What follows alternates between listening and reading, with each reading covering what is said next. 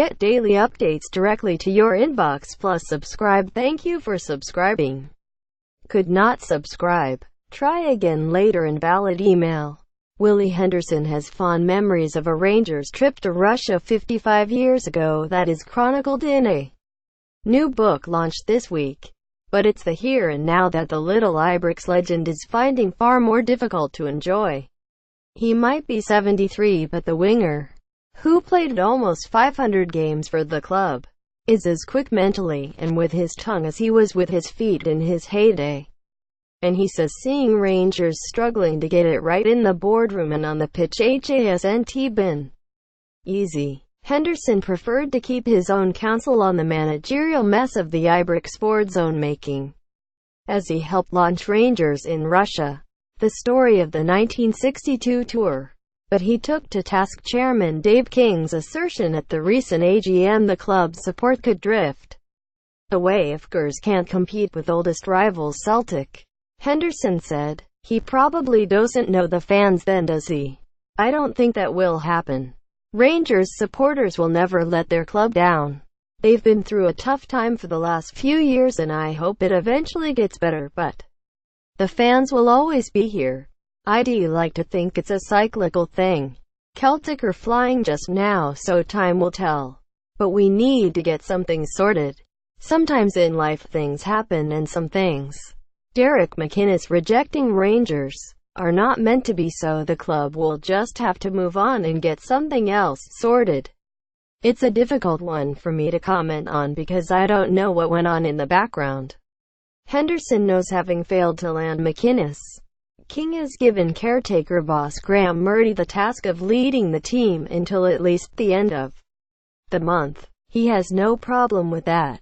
"I've been very impressed with him," he said. "He's a young boy and I'm sure it's an experience he's had that he probably didn't realize would come so quickly in his career. He's been under a lot of pressure like anybody would be when put in the position he's in now.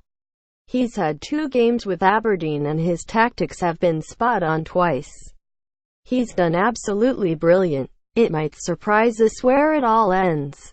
The club have said they'll give him until the end of the year. We'll see if he can follow up what he's doing just now. Then we'll see if the club has plans in place which they'll want to put in."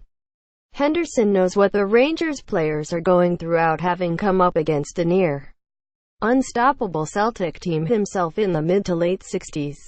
But the difference was the Ibrox club had the quality to reach a European final of their own in 1967. "Actually, we coped well with Celtic," he said. "We played them in the Scottish Cup final, 1966, when they were under Jock Stein and everybody expected Celtic to win. We won 1-0 in the replay and Kai Johansson scored. We had a great team and a lot of great success."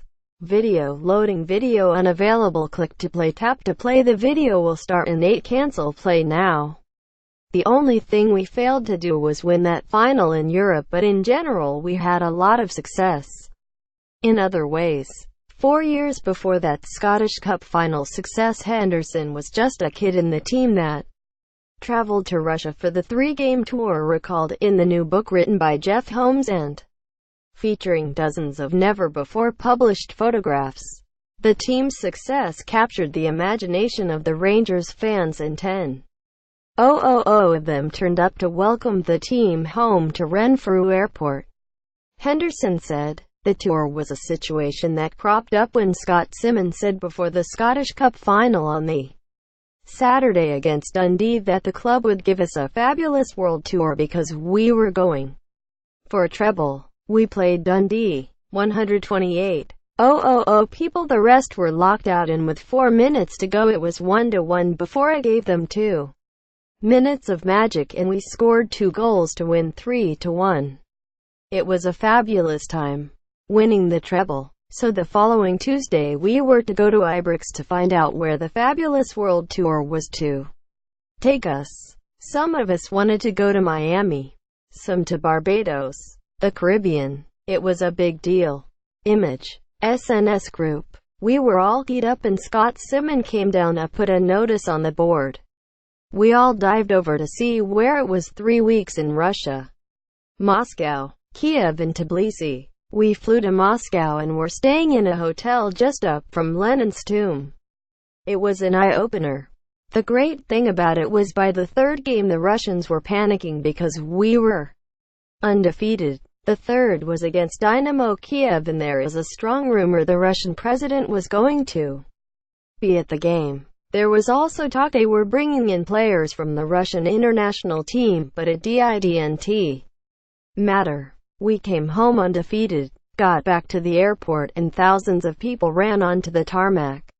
It was great for the club. Rangers in Russia. The story of the 1962 tour is available now from the Rangers Youth Development Company office in Broome Loan House at Ibrox Stadium, priced $5. The club's former player benevolent fund will benefit from all sales.